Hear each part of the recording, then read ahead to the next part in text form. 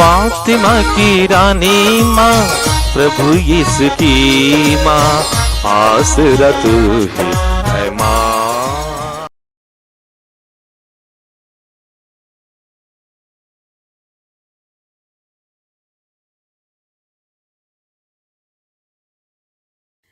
पहला पाठ सामुएल का दूसरा ग्रंथ अध्याय 18 पद संख्याएं 9 से 10, 14, 24 से 25, 30 से 32 और 19 का 1 से 3 तक। दाऊद के कुछ सेवकों ने संयोग से अबसलोम को देखा। जिस खच्चर पर अबसलोम सवार था वह एक बड़े बालूद की डालियों के नीचे से निकला और अबसलोम का सिर बालूद में अटक गया।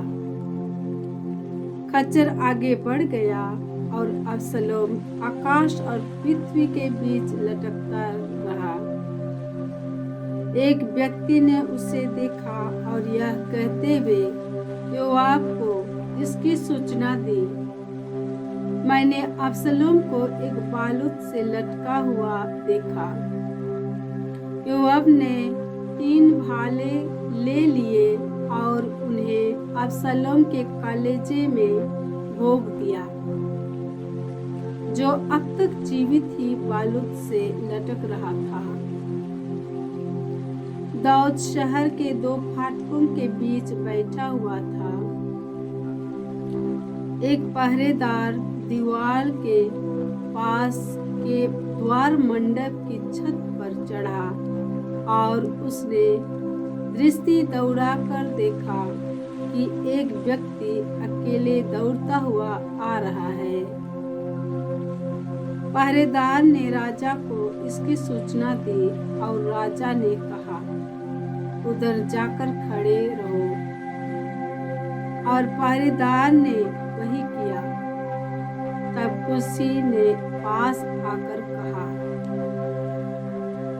मैं अपने स्वामी और राजा के लिए अच्छा समाचार ला रहा हूँ। प्रभु ने आज आपको न्याय दिलाया है और आपको उन सबों के हाथ से छुड़ा दिया है जिन्होंने आपके विरुद्ध विद्रोह किया था। राजा ने कुसी से कहा, क्या नवयुवक अबसलोम सकुशल है? और कुसी ने उत्तर दिया, उस नवयुवक की जो दुर्गति हो गई है वही मेरे स्वामी और राजा के सब शत्रुओं को प्राप्त हो और उन सबों को भी जो आपके विरुद्ध षड्यंत्र रचते हैं। राजा बहुत व्याकुल हो उठा और द्वार मंडप के ऊपरी कमरे में जाकर रोने लगा। वह यह कहते हुए इधर उधर टहलता रहा, हाय मेरे पुत्र अबसलोम, मेरे पुत्र, मेरे पुत्र अबसलोम, अच्छा होता कि तुम्हारे बदले मैं ही मर गया होता। अबसलोम मेरे पुत्र, मेरे पुत्र। योआब को यह सूचना दी गई।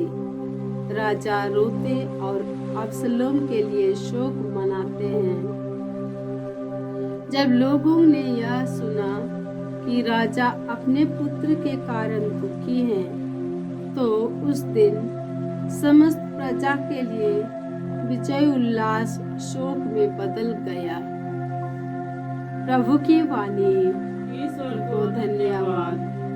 भजन अनुवाक्य। हे प्रभु, मेरी प्रार्थना सुन, मुझे उत्तर दे।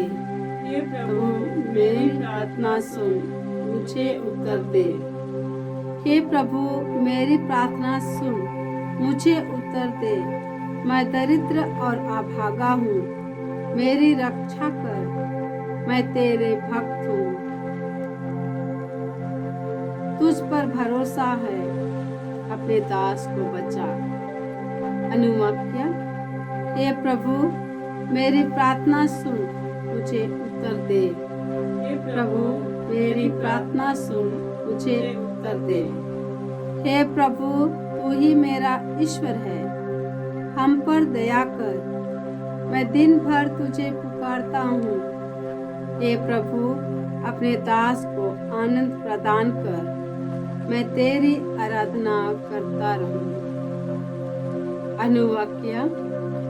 हे प्रभु मेरी प्रार्थना सुन, मुझे उत्तर दे। हे प्रभु मेरी प्रार्थना सुन, मुझे उत्तर दे। हे प्रभु तू भला है, तू दयालु है और अपने पुकारने वालों के लिए प्रेममय। हे प्रभु मेरी प्रार्थना सुनने और मेरी दुहाई पर ध्यान देने की कृपा कर। अनुवाक्य। हे प्रभु मेरी प्रार्थना सुन, मुझे उत्तर दे। हे प्रभु मेरी प्रार्थना सुन, मुझे उत्तर दे। जय घोष। हालेलुया।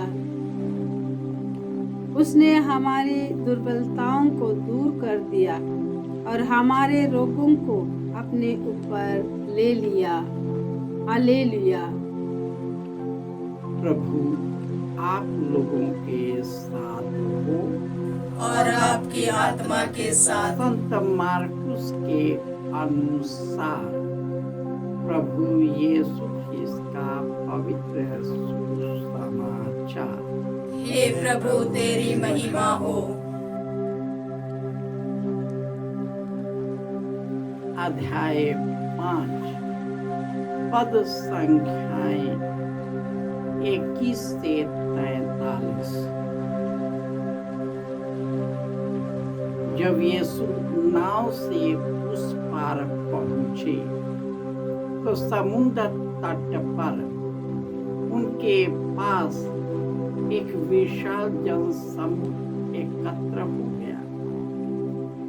उस समय सभागृह का जैरुस नामक एक अधिकारी आया।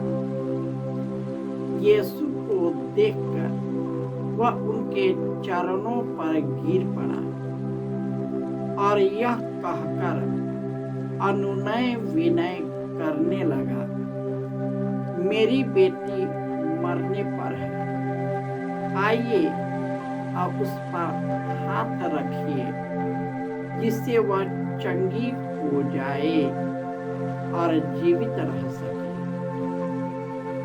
यीशु उनके साथ चले। एक बड़ी भीड़ उनके पीछे हो ली और लोग चारों ओर से उन पर गिरे पड़ते थे। एक स्त्री 12 वर्ष से रक्तस्राव से पीड़ित थी।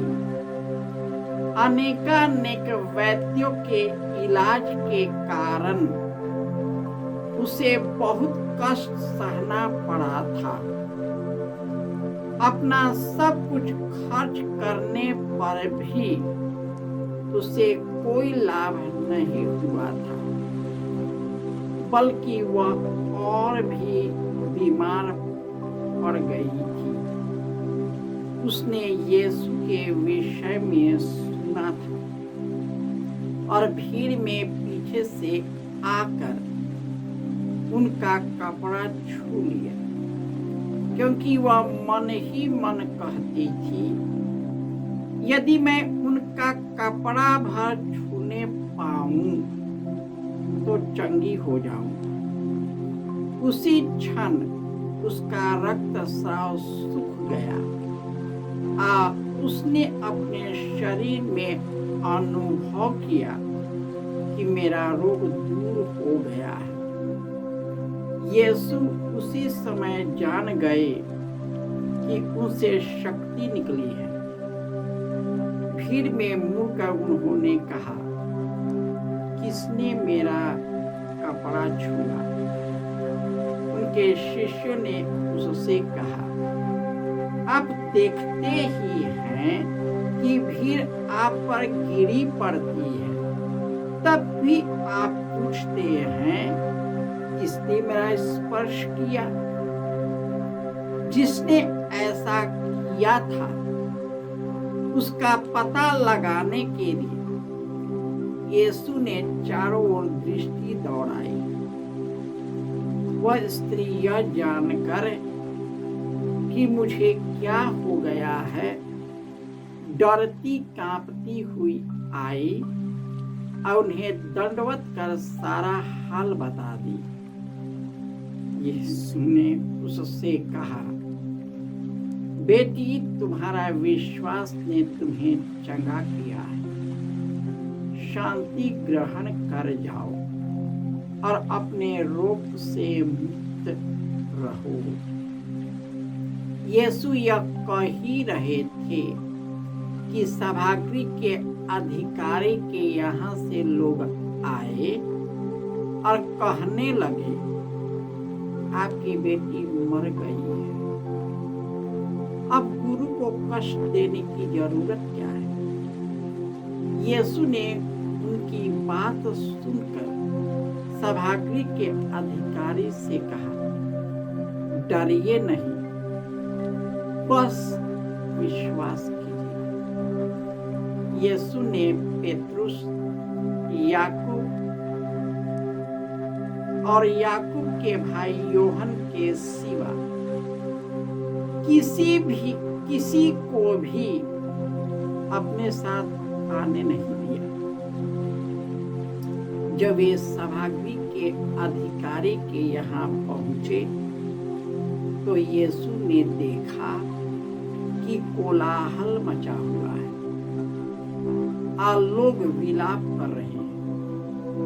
उन्होंने भीतर जाकर लोगों से कहा, यह कोलाहल, यह विलाप क्यों? लड़की मरी नहीं है, सो रही है। इस पर वे उनकी हंसी उड़ाने लगे। यीशु ने उसको बाहर कर दिया। वह लड़की के माता पिता और अपने साथियों के साथ उस जगह आए जहां लड़की पड़ी हुई थी।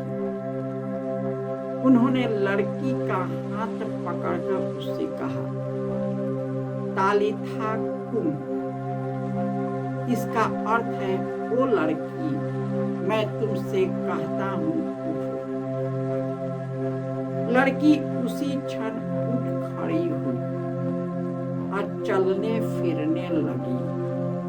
क्योंकि वह 12 वर्ष की थी, लोग बड़े अचंभे में पड़ गए।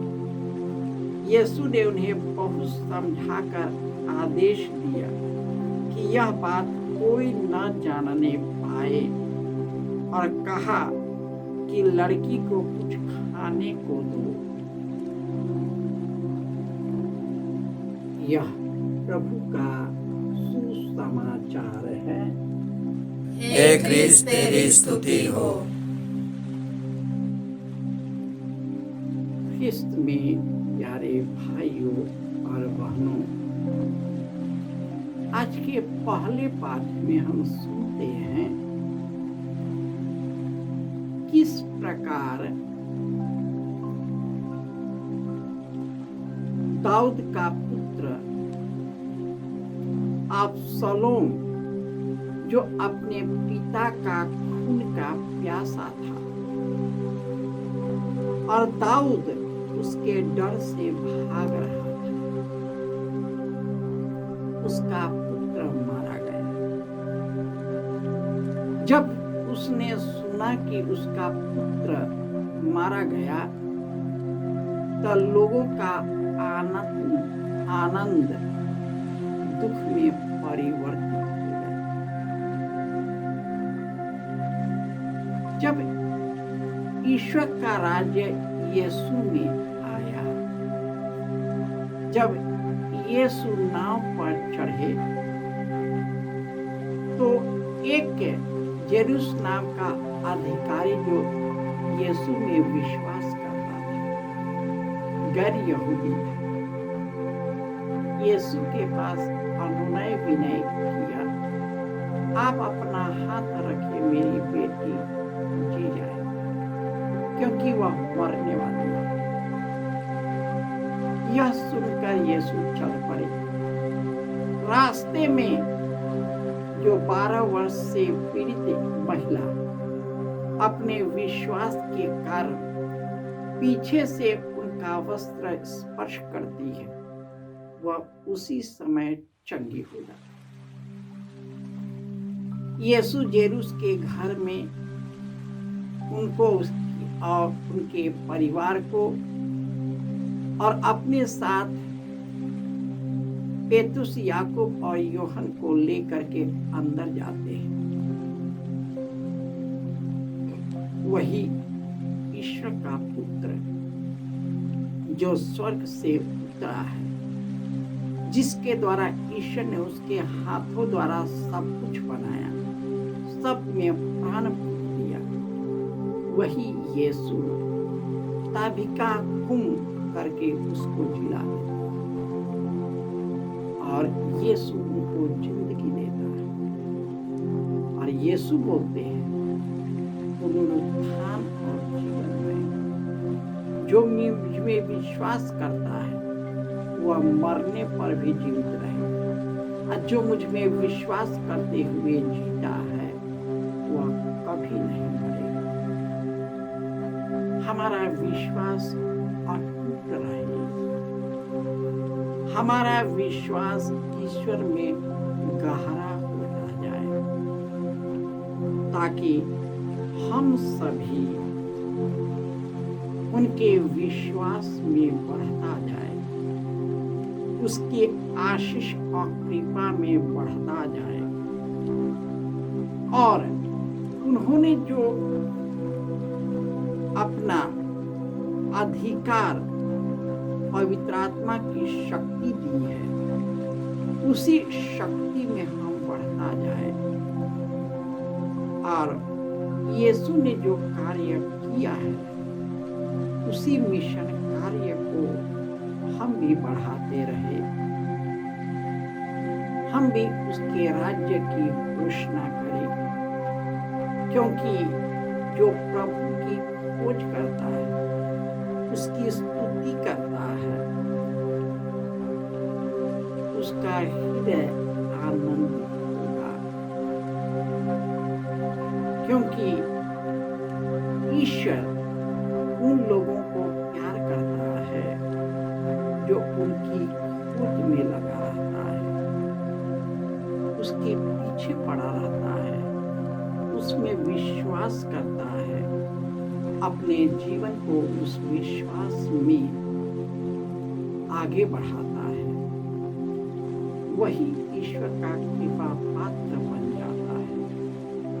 हम भी ईश्वर के कृपा पात्र है कि उन्होंने यीशु के द्वारा हम लोगों को अपना शिष्य चुन लिया है, ताकि हम ईश्वर के राज्य की घोषणा लोगों को कर सके, ताकि हमारे घर परिवार में, हमारे राज्य में, हमारे समुदाय में, हमारे परिवार में ईश्वर का राज्य आ सके। जय यीशु।